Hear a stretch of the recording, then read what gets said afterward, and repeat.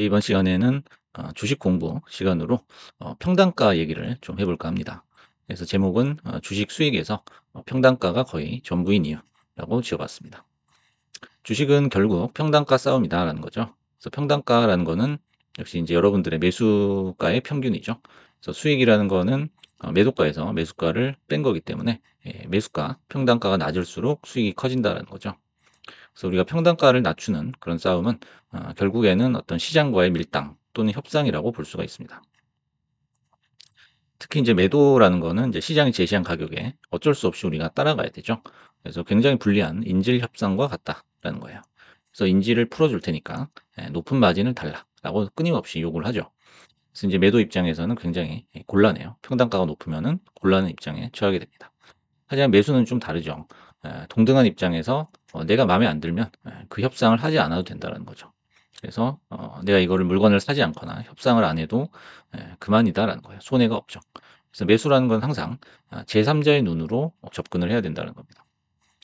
그래서 대부분의 이제 개미들이 비싸게 샀지만은 더 비싸게 팔고 싶은 욕심을 가지고 있어요. 하지만 이럴 때는 주가가 하락하기 시작할 때 아무런 대책이 없죠. 그 부분에 이제 주의를 해야 되고요. 실제로 거의 모든 부자들이 자산을 매우 싼 가격에 매입을 합니다. 어떤 위기가 닥치거나 사람들이 공포에 떨 때 자산을 적극적으로 매입을 하죠. 그래서 이제 부를 일구는 경우가 많다는 겁니다. 그렇다면 이제 저가 매수, 저가 매수 이렇게 얘기를 많이 하는데 주식에서 저가 매수, 도대체 주식의 가격이 싸다는 기준이 뭔가라는 거죠. 그래서 제가 한 5가지 정도로 일반적인 생각을 정리를 해봤는데요. 이 중에 이제 답이 있습니다. 여러분들도 한번 찾아보시죠. 그래서 첫 번째는 보통의 의미로 최근 가격보다 낮은 경우. 두 번째는 단기 급락하여 가격이 일시적으로 낮아진 경우. 세 번째는 본질 가치에 비해서 낮은 가격에 형성이 되어 있는 경우. 네 번째는 내 평단보다 낮은 경우. 그다음에 다섯 번째는 동전주나 페니주 이런 거죠. 그래서 이 5가지 중에 답이 있습니다. 한번 차근차근 알아보겠습니다. 첫 번째는 이제 보통의 의미로 최근 가격보다 낮은 경우예요. 그래서 이게 이제 일반적으로 가장 많이 생각하는 저가 매수의 개념이죠. 하지만 이 개념은 반은 맞고 반은 틀렸다라는 거예요. 그래서 우리가 현재 가격을 보기 전에 파동을 먼저 봐야 되고요. 파동을 보기 전에 또 추세를 먼저 봐야 된다는 겁니다. 그래서 순서를 정리를 하자면 상승 추세인가에 대한 답을 먼저 구해보고 그 다음에 파동의 낮은 자리인가, 낮은 위치인가 요걸 또 확인을 해봐야 되겠죠. 그 다음에 이제 마지막으로 상대적 저가인지 요거를 파악을 해봐야 된다는 거죠. 요 3단계를 거쳐서 가격을 확인하고서 사야 된다는 겁니다. 그래서 무엇보다 상승 추세의 형성 여부가 중요하다는 거죠. 그래서 똑같이 낮은 가격이지만 다른 결과를 불러왔던 차트 2개를 한번 준비를 해봤습니다. 그래서 왼쪽 차트는 이제 어핀테크 홀딩스라는 차트입니다. 그래서 이제 그 전에 영상에서도 여러 번 말씀을 드렸지만 상승 채널이 이렇게 형성이 돼 있어요. 그리고 규칙적인 파동이 나오는데 규칙적인 파동에서의 어떤 낮은 자리, 이 위치를 얘기하는 거죠. 그리고 최근의 가격보다도 낮아져 있을 때 상대적 저가를 얘기하는 거죠. 이럴 때는 이제 사도 된다는 거죠. 이런 데서 사면은 이제 대부분 수익을 낼 수가 있다는 겁니다. 하지만 이쪽에 이제 파란색 원을 보시면요. 테슬라가 이제 $400, $450를 넘어서 $480까지 가던 때가 있었습니다. 근데 그러다가 이제 추세가 꺾이고 내려왔어요. 그래서 이제 $400에서 $300대로 진입을 하던 시기가 있었거든요.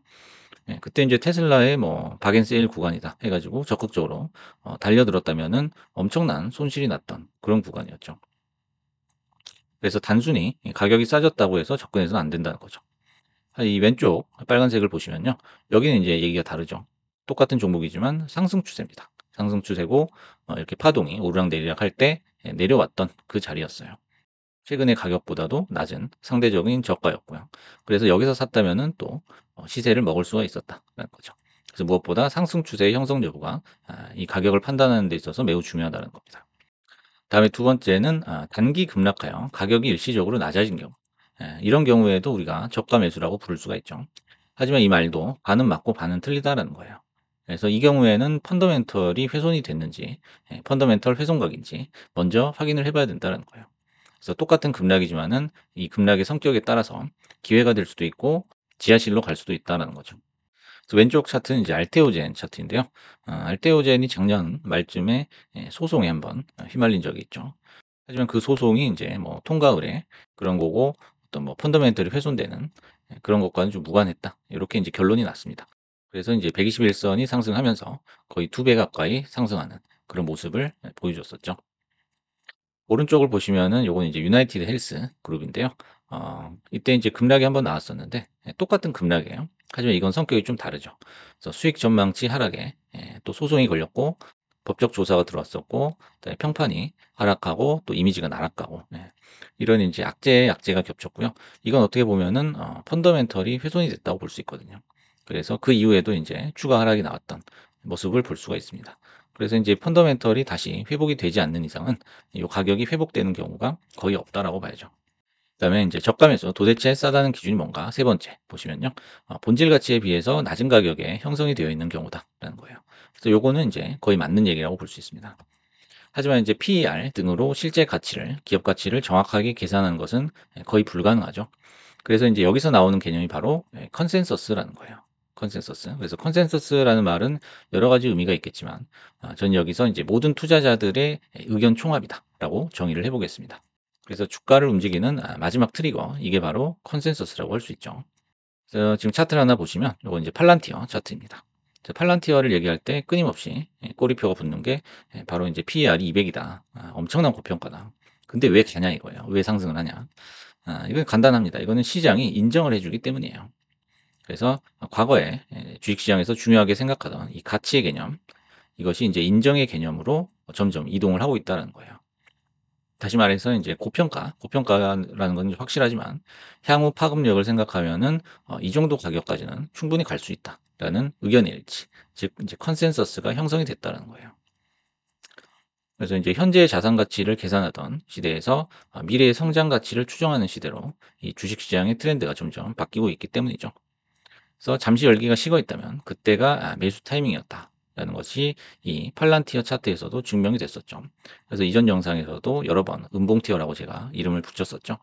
그래서 이런 이제 종목 같은 경우에는 고점과 저점을 아, 기준으로 중간 추세선을 그은 다음에 그 추세선 밑에 있는 영역에서는 적극적으로 비중을 태울 수 있다라는 이제 간단한 개념이 성립을 하게 된 겁니다. 그런 의미에서 이 낮은 가격 저가 매수가 유효하다라고 설명을 할 수가 있는 거겠죠. 그리고 이제 네 번째, 다섯 번째, 내 평단보다 낮은 경우 또는 이제 동전주나 페니주 또는 이제 상장할 때 100달러이던 게 지금은 1달러일 때 요런 케이스가 있죠. 그래서 요런 경우는 이제 틀렸다. 저가 매수가 아니다라고 할 수가 있습니다.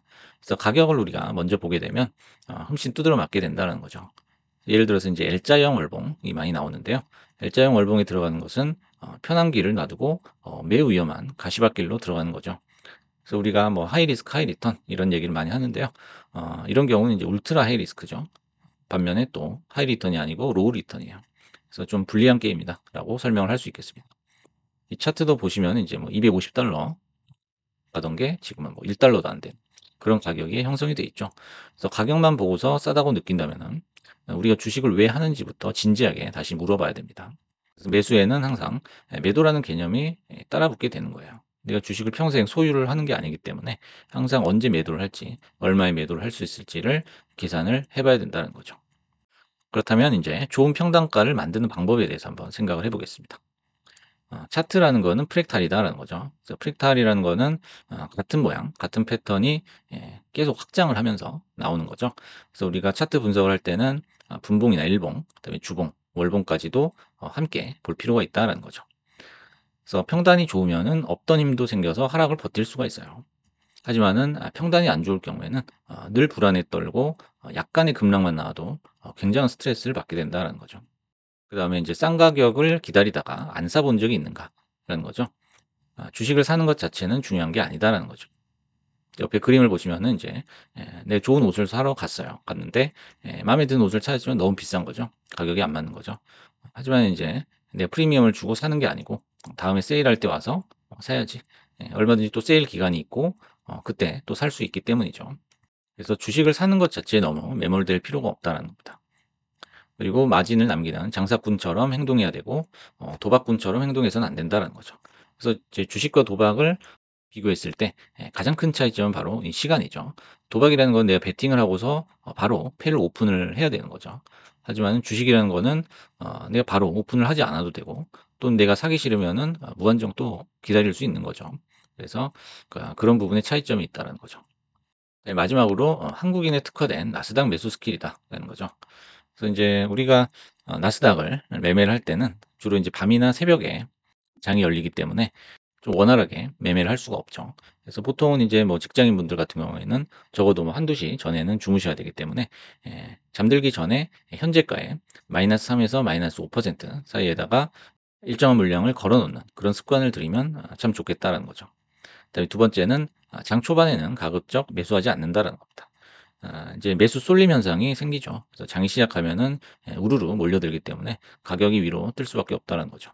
그래서 이 타이밍에는 기존 물량을 정리하는 시간으로 활용해야 된다는 겁니다. 그래서 보통 10시 반에서 11시 반, 그 정도 시간대죠. 그다음에 세 번째는 어떻게 하면 좋은 종목을 골라서 수익을 낼까? 라는 생각은 버려야 된다는 거예요. 그래서 우리가 종목을 잘 고르면 무조건 수익이 나는 걸로 이제 착각을 하게 되는데요. 종목 선택은 그냥 일부일 뿐이에요. 그래서 웬만해서 인제 모든 종목이 시간이 지나면은 오른다라는 거예요. 그래서 보통의 기준에서 괜찮은 종목을 그냥 담담하게 고르시면 된다는 거죠. 그다음에는 인제 어떻게 하면 평단을 낮출까? 요 부분을 정말 최선을 다해서 생각해 보고 또 실행을 해야 된다는 겁니다. 그래서 대부분의 개미들이 이 저가 매수 후에 수익을 내본 적이 없습니다. 그래서 급등주에만 관심을 갖게 되는 거죠. 그래서 내가 비싸게 사더라도 더 비싸게 팔 수 있는 거 이런 거를 찾게 됩니다. 그래서 가격이 폭등해야만 한다는 강박에 시달리는 경우가 많아요. 하지만 이제 평단가야말로 현대 주식 매매 이론에서 가장 소외되어 있는 중요한 개념이다라는 거예요. 그래서 뭐 차트 이론이라든지 뭐 펀더멘털 그다음에 가치 투자 이론 요런 거에 대해서는 굉장히 설명이 잘 돼 있어요. 하지만은 실제 주식 매매에 있어서 이 평단을 맞추는 요런 디테일한 액션에 대해서는 좀 이론이 부족하죠. 그래서 이거는 여러분들 스스로가 경험을 통해서 많이 쌓아 봐야 된다는 겁니다. 그래서 주식 수익을 내려면 우리가 수익을 못 내는 이유에 대해서 철저히 분석을 해 봐야 됩니다. 그중에 인제 가장 중요한 요소가 바로 이 평단가라는 거죠. 그래서 대부분이 인제 평단을 소홀히 하기 때문에 수익을 계속 못 내면서도 그 이유를 못 찾는다라는 겁니다. 그래서 이렇게 정리를 해 봤고요. 오늘은 이제 주식 공부 시간으로 주식 수익에서 평단가가 절대적으로 중요한 이유에 대해서 한번 얘기를 해 봤습니다. 감사합니다.